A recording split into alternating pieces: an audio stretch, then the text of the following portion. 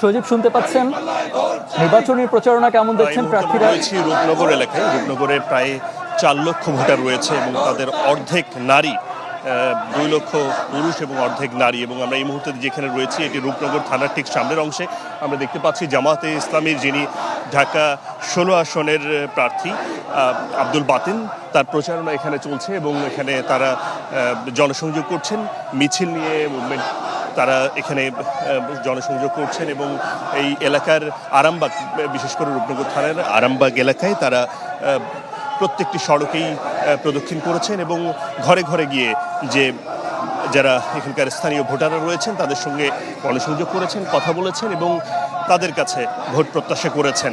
আপনারা জানেন যে এই প্রচারণার আর সপ্তাহখানেক বাকি রয়েছে। এই সময়ের আগেই মূলত আমরা দেখতে পাচ্ছি যে এই যে প্রচারণা সেটা আরও অনেক বেশি মানে একরকম জমে উঠেছে। পাল্টাপাল্টি কোনো কিছু অভিযোগ রয়েছে। আমরা দেখেছি যে 22 তলা ভবন কালশি এলাকায় আমিরুল ইসলাম, যিনি এই আসনেরই জামাতে ইসলামের এই প্রার্থীর শক্ত প্রতিদ্বন্দ্বী বলা যায়, তিনিও প্রচারণা চালিয়েছেন। তিনিও সেখানে প্রচারণা চালিয়ে আশা করছেন যে এবারের যে নির্বাচন সেখানে ভোট উৎসব হবে এবং সাধারণ মানুষ এবার ভোট দিতে আসবেন এবং ভোট দিতে আসলেই মানুষের পছন্দের প্রার্থীকে ভোট দিতে পারবেন নির্বিঘ্নে।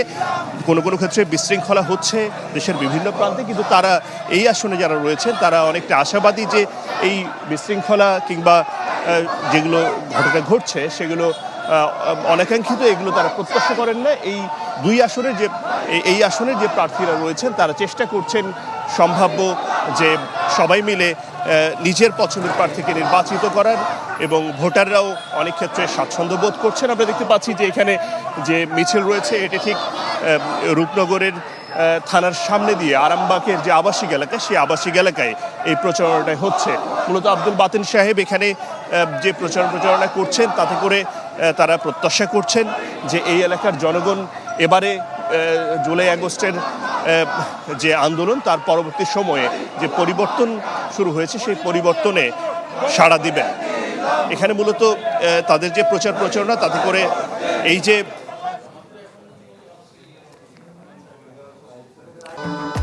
ভবিষ্যৎ হোক নিরাপদ, বিনিয়োগ হোক বিশ্বস্ত, আর আমার পছন্দ সল্ট বে। ওয়েলকাম টু সল্ট বে। দর্শক, ঢাকা 18 আসনের নির্বাচনী প্রচারের খবর জানাতে দক্ষিণখান থেকে যুক্ত হচ্ছেন সহকর্মী স্বপ্নিল শাহরিয়ার। শেষের নির্বাচনী প্রচারণা কেমন দেখছেন, কি তথ্য আছে আপনার কাছে জানাবেন?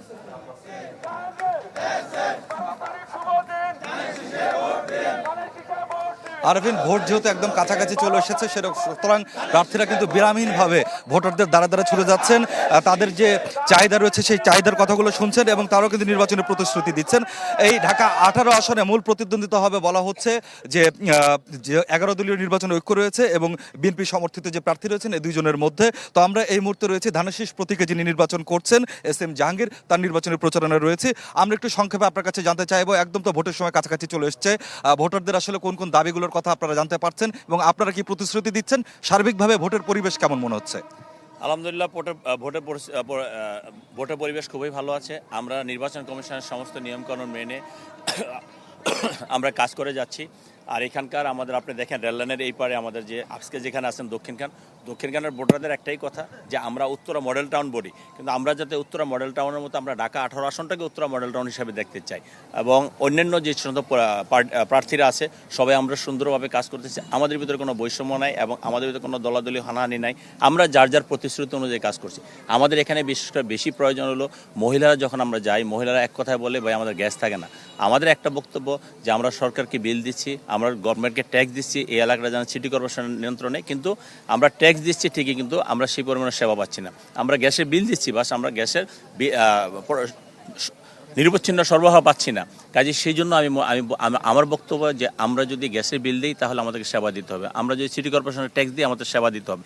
আর এই অঞ্চলটাকে আমি পুরো ঢাকা 18 আসনকে একটি মডেল টাউন হিসেবে গড়ে তুলতে চাই, সেটাই এবং এলাকার মানুষ সেটা নিয়ে ব্যস্ত আছে। যে তাদের একটাই বক্তব্য যে অতীতে বিএনপি এলাকার জনগণের জন্য কাজ করেছে, আমরা আগামীতে আপনাকে ভোট দিব, আপনারা ইনশাল্লাহ আমাদের জন্য কাজ করে এলাকার উন্নয়নের সুযোগ নেবেন এবং শিক্ষা প্রতিষ্ঠান থেকে শুরু করাবেন। জেনজি যারা আছে তাদের জন্য বিভিন্ন সুযোগ সুবিধা সম্মিলিত, যেমন আমাদের এখানে লাইব্রেরি নাই, আমাদের একটা লাইব্রেরি করবে এবং তারা যাতে সুন্দরভাবে ভালো একটা পরিবেশে বিকালে তাদের একত্রে মাঠ নাই, মাঠে খেলাধুলা করতে পারে এবং মাদক মুক্ত, সন্ত্রাস মুক্ত, চাঁদাবাজ মুক্ত একটি সমাজ গঠনের জন্য আমরা অঙ্গীকারবদ্ধ। জি, অনেক ধন্যবাদ আপনাকে। জি, শুনছিলেন প্রার্থীরা আসলে আসনের নির্বাচনী প্রচারণা প্রার্থীরা কি বলছেন? ঠিক এই মুহূর্তে আমরা রয়েছি মূলত ঢাকা 11 আসনে, খিলগাঁওয়ের যেই অংশটুকু ঢাকা 11 আসনে, সেখানে নির্বাচনী প্রচারণা চালাচ্ছেন এখানকার যেই 11 দলীয় মনোনীত প্রার্থী নাহিদ ইসলাম। আমরা একটু সরাসরি তার সাথেই কথা বলবো, তার অভিমত জানতে চাইবো। নির্বাচনী প্রচারণায় চ্যালেঞ্জ কি দেখছেন এবং মানুষের কতটুকু সাড়া পাচ্ছেন? চ্যালেঞ্জ হচ্ছে তারা আমাদের প্রতিপক্ষরা নানা ষড়যন্ত্র করছে, প্রশাসনকে প্রভাব বিস্তারের চেষ্টা করছে, আমাদের কর্মী সমর্থকদেরকে আক্রমণের চেষ্টা করছে। ফলে এই চ্যালেঞ্জগুলো আসতেছে, যেটা আমরা আশা করেছিলাম যে অভ্যুত্থান পরবর্তী বাংলাদেশে এটা আর হবে না। তবে আশা করি যে এই ধরনের চ্যালেঞ্জ দিয়ে আমাদের পক্ষে যে জোয়ার, সেই জোয়ারটা থামানো যাবে না। 12ই ফেব্রুয়ারি সেটা ফলাফল জনগণ পাবে। গণভোটের জন্য যখন জনগণের কাছে যাচ্ছেন, তারা কতটুকু বুঝতে পারছে বিষয়টি? জনগণ এটা বুঝে যে জনগণ পরিবর্তন চায়, সংস্কার চায়। ফলে সেই সংস্কারের পক্ষে তাদের আবেদন আছে। হ্যাঁতে ভোট দিলে কি কি সংস্কার হবে এটা নিয়ে তাদের দ্বিধা আছে, কিন্তু এটা তাদেরকে বোঝানো হলে তারা বুঝতে পারতেছে।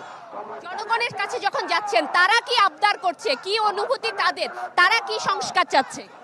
তারা এলাকার দীর্ঘদিন ধরে যে সমস্যাগুলো রয়েছে সেই সমস্যাগুলো সমাধান চায়। গ্যাসের সমস্যা, রাস্তাঘাটের সমস্যা, খেলার মাঠ, আর একটা বড় সমস্যা হচ্ছে নিরাপত্তা, মেয়েদের নিরাপত্তা, নিজের জমি সম্পত্তির নিরাপত্তা, চাঁদাবাজি একটা বড় সমস্যা। এই ধরনের সমস্যাগুলো চাচ্ছে। আপনাকে অসংখ্য ধন্যবাদ। শুনতে পাচ্ছিলেন যে জনগণের যেই আকাঙ্ক্ষাটুকু সেটিও তারা জানার চেষ্টা করছেন, সমাধানের জন্য নানা ধরনের প্রতিশ্রুতি দিচ্ছেন। এই ছিল আমার কাছে ঢাকা 11 আসনের প্রচারণা থেকে সর্বশেষ। ধন্যবাদ বিদা।